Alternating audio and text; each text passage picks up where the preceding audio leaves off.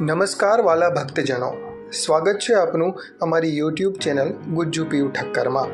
આજે આપણે વાત કરીશું અષાઢ મહિનાના કૃષ્ણ પક્ષમાં આવતી 11 વિશે। અષાઢ માસના કૃષ્ણ પક્ષમાં આવતી એકાદશીનું નામ કામિકા એકાદશી છે। આ એકાદશીનું વ્રત કરવાથી અને તેની કથા સાંભળવાથી વાજપેયી યજ્ઞનું ફળ મળતું હોવાની માન્યતા છે। કામિકા એકાદશીના વ્રતમાં શંખ, ચક્ર અને ગદાધારી વિષ્ણુ ભગવાનની પૂજા કરવામાં આવે છે। જે મનુષ્ય આ 11ના દિવસે વ્રત કરીને ભગવાન વિષ્ણુને ભક્તિભાવપૂર્વક તુલસીપત્ર અર્પણ કરે છે તે આ સંસારના સમસ્ત પાપોમાંથી મુક્ત થઈ જાય છે। પદ્મ પુરાણમાં કહેવામાં આવ્યું છે કે જો કોઈ પણ વ્યક્તિ કામિકા એકાદશીનું વ્રત કરીને ભક્તિભાવપૂર્વક ભગવાન વિષ્ણુની આરાધના કરે છે એ જાતકને સંપૂર્ણ પૃથ્વીનું દાન કરવા જેટલું પુણ્ય ફળ પ્રાપ્ત થાય છે। કામિકા 11ના વ્રતનો મહિમા સ્વયં બ્રહ્માજીએ નારદજીને બતાવ્યો હતો। તે પ્રમાણે કામિકા 11ના વ્રતથી જીવ કુયોનિને પ્રાપ્ત નથી થતો। શ્રીમદ ભાગવતમાં જણાવ્યા પ્રમાણે એક વખત યુધિષ્ઠિરે ભગવાન કૃષ્ણને પ્રશ્ન કર્યો। કુંતીપુત્ર યુધિષ્ઠિર બોલ્યા, હે ભગવાન, મેં દેવશયની એકાદશીનું વર્ણન અને મહિમા સાંભળ્યો। હવે તમે મને અષાઢ મહિનાના કૃષ્ણ પક્ષમાં કઈ એકાદશી આવે છે એનું વર્ણન કરો। ભગવાન શ્રી કૃષ્ણ બોલ્યા, રાજન, સાંભળો, હું તમને એક પાપનાશક ઉપાખ્યાન કહું છું, જેને પૂર્વકાળમાં નારદજીના પૂછવાથી બ્રહ્માજીએ કહ્યું હતું।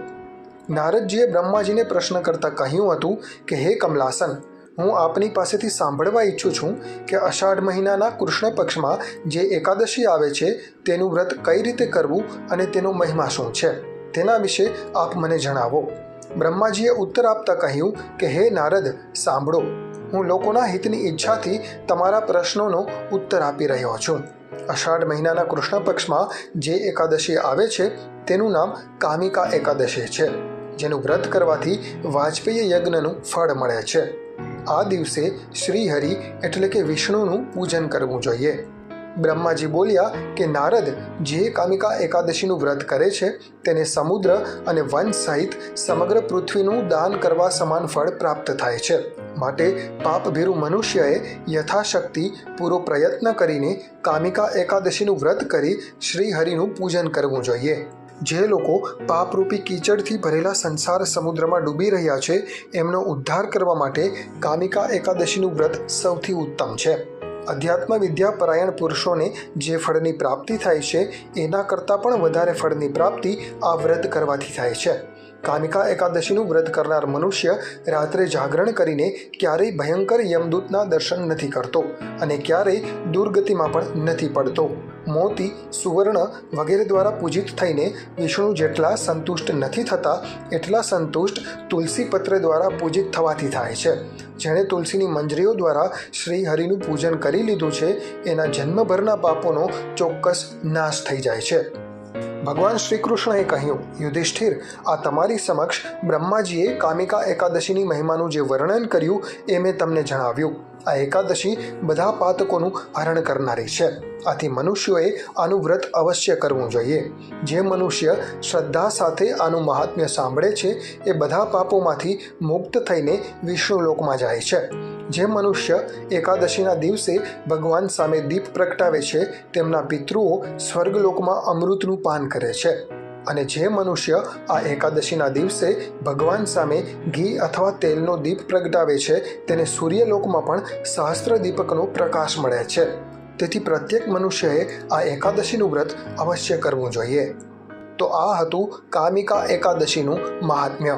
હવે આપણે કામિકા એકાદશીની વ્રત કથા સાંભળીએ। વર્ષો પહેલાંની વાત છે। એક ગામમાં એક ખૂબ જ બળવાન ક્ષત્રિય રહેતો હતો। ભગવાનમાં તેને ખૂબ જ આસ્થા હતી, પરંતુ તેને તેના બળનું અભિમાન હતું। તે બળવાન હોવાને કારણે ગામના અન્ય લોકો તેનાથી ખૂબ ડરતા હતા। એ જ ગામમાં એક ધર્મપ્રેમી બ્રાહ્મણ રહેતો હતો। તેની પત્ની મૃત્યુ પામી હતી। તેને કોઈ સંતાન નહોતું। તે કર્મકાંડ કરીને પોતાનું ગુજરાન ચલાવતો હતો। એક વખત એ બ્રાહ્મણને નજીકના ગામમાં શ્રીમંત શેઠને ત્યાં કર્મકાંડ માટે જવાનું થયું।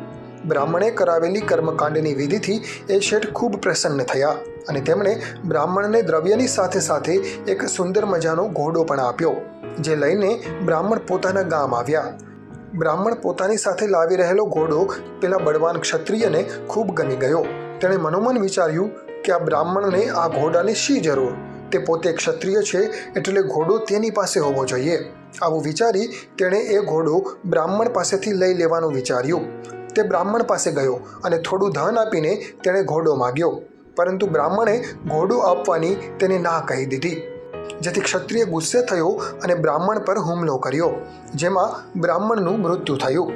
ક્ષત્રિય ઘોડો લઈને પોતાના ઘરે આવ્યો, પરંતુ તેને ક્યાંય ચેન ન પડ્યું. તેના હાથે બ્રાહ્મણનું મૃત્યુ થયું છે એ વાતનો તેને પશ્ચાતાપ થવા લાગ્યો. તેણે બ્રાહ્મણના અંતિમ સંસ્કાર કર્યા અને ત્યારબાદ મૃત્યુ પછીની વિધિ માટે તે બીજા બ્રાહ્મણો પાસે ગયો, પરંતુ બીજા બ્રાહ્મણોએ વિધિ કરાવવાનો ક્ષત્રિયને ઇનકાર કરી દીધો. બ્રાહ્મણોએ તેને કહ્યું કે તારા પર બ્રહ્મ હત્યાનો દોષ છે, તેથી એ દોષ જ્યાં સુધી દૂર ન થાય ત્યાં સુધી કોઈ બ્રાહ્મણ તને વિધિ નહીં કરાવે. તેણે પંડિતોને જઈને પૂછ્યું કે બ્રહ્મ હત્યાનો દોષ કઈ રીતે દૂર કરવો, પણ પંડિતો પાસેથી તેને કોઈ ઉપાય ન જડ્યો. છેલ્લે ગામથી દૂર આવેલા એક શિવ મંદિરમાં રહેતા સાધુ પાસે તે જઈ પહોંચ્યો.